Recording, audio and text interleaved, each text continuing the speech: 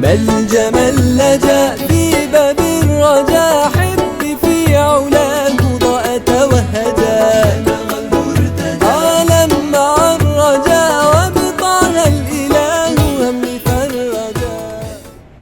Manusia zaman sekarang ini dalam urusan peringatan Maulid Nabi ini paling tidak ada 3 golongan para jemaah. Yang pertama adalah golongan yang melarang, mengharamkan. Alhamdulillah kita bukan golongan ini. Yang kedua adalah golongan yang memperbolehkan, tapi dalilnya ngawur. Alhamdulillah kita juga bukan termasuk golongan ini. Kita insya Allah golongan yang ketiga.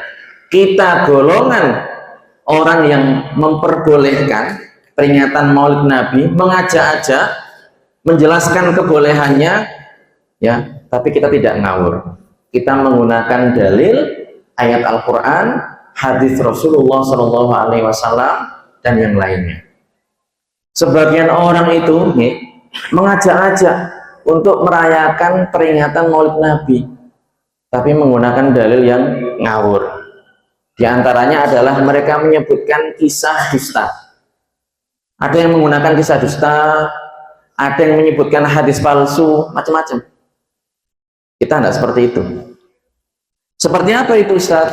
Di antaranya adalah kisah dusta tentang salah satu kerabatnya Rasulullah SAW yang bernama Abu Lahab.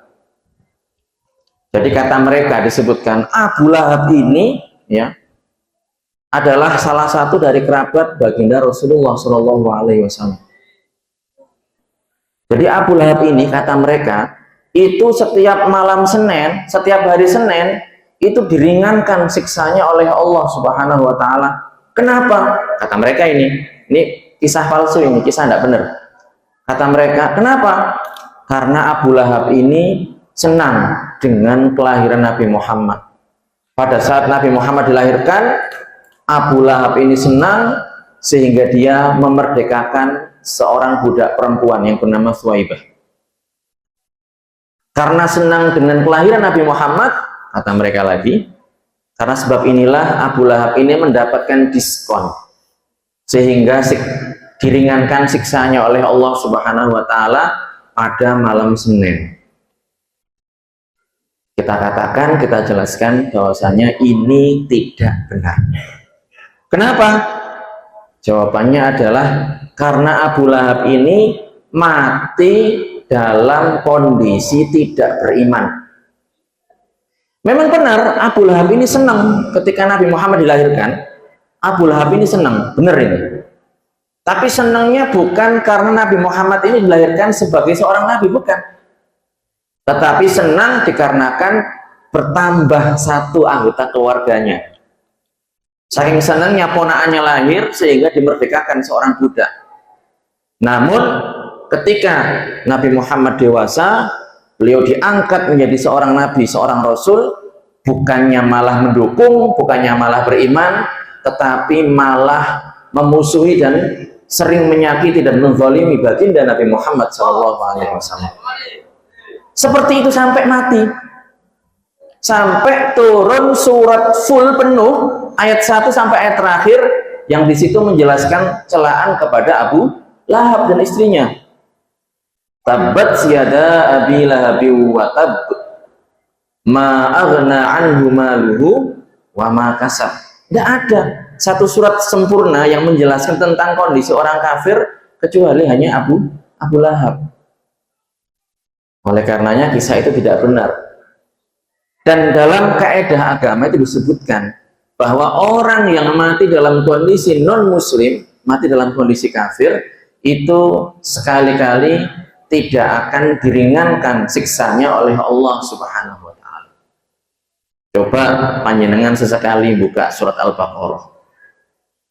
Dalam surat Al-Baqarah itu disebutkan la yukhaffafu anhumul adzabu wala hum yunzarun. Jadi orang-orang kafir itu sekali-kali tidak akan diringankan siksanya oleh Allah Subhanahu wa Ta'ala.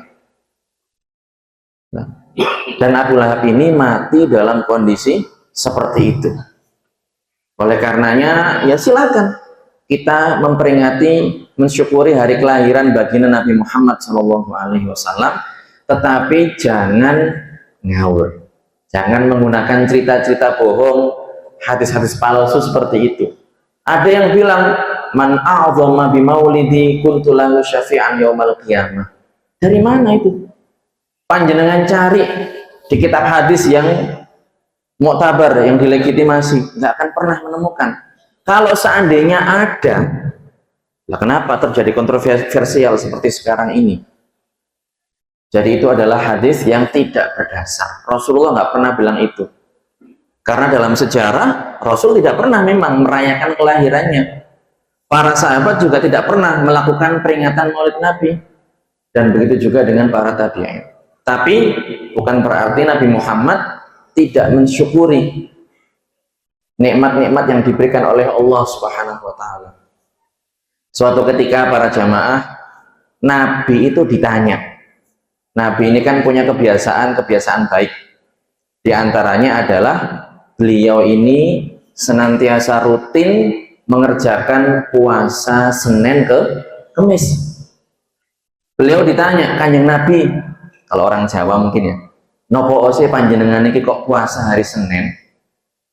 Rasul mengatakan, dzaka yaumun ulidtu fihi. Yang maknanya adalah pada hari itu aku dilahirkan. Oleh karenanya beliau melaksanakan puasa. Tujuannya apa? Syukur terhadap Allah Subhanahu wa Ta'ala.